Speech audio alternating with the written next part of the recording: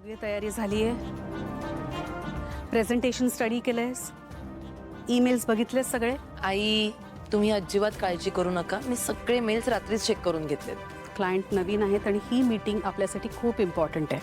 मोनिका, तू आपल्याला रिप्रेझेंट करतेस तेव्हा तुला सगळं माहीत असणं खूप गरजेचं आहे. आपल्या कंपनीच्या इब्रतीचा सवाल आहे. आई साहेब तुम्ही नका काळजी करू, यावेळेस तशी वेळ अजिबात नाही येणार. सगळी तयारी झालेली आहे व्यवस्थित एकदम, डोंट वरी. नवरा कुठे आहे तुझा? तो नाही येणार आहे आपल्या बरोबर? राजकुमार आई त्यांचं तर तुम्ही विचारूच नका. ते आज आपल्या ही 2 पावलं पुढे आहेत.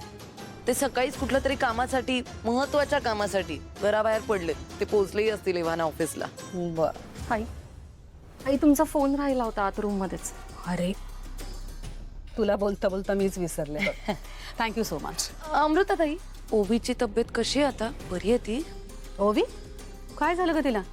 आई अचानक काल रात्रीपासून तिला खूप ताप भरलाय. अक्षरशः फणफणते ती तापाने. अरे बापरे, ही ओवी जरा जास्तच आजारी पडते ना? नाही म्हणजे ती पोरगी ना आहे डॅम्बेस.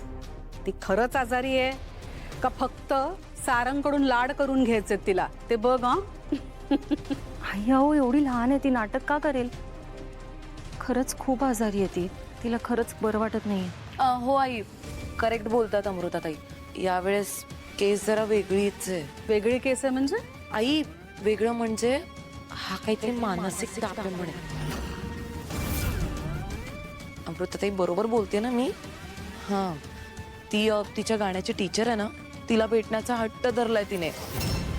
म्हणजे तिच्या एवढ्या तापाच्या ग्लानीत सुद्धा ती तिचंच नाव घेतेय. त्या टीचरला भेटायचा हट्ट धरलाय तिने, म्हणून तिचा ताप उतरत नाहीये. बरोबर ना ताई?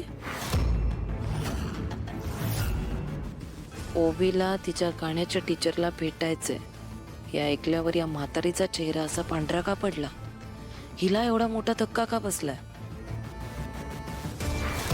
याचा अर्थ हिला आधीच माहिती असेल का की ओवीची ती गाण्याची टीचर दुसरी तिसरी कोणी नसून स्वतः सावली आहे?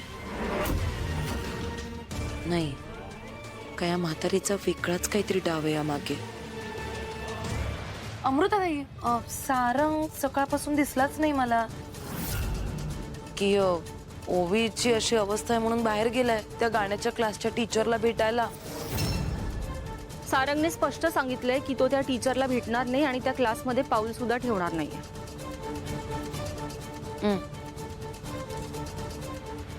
सारंग म्हणाला की तो तिच्याकडे अजिबात जाणार नाही. पण का असं?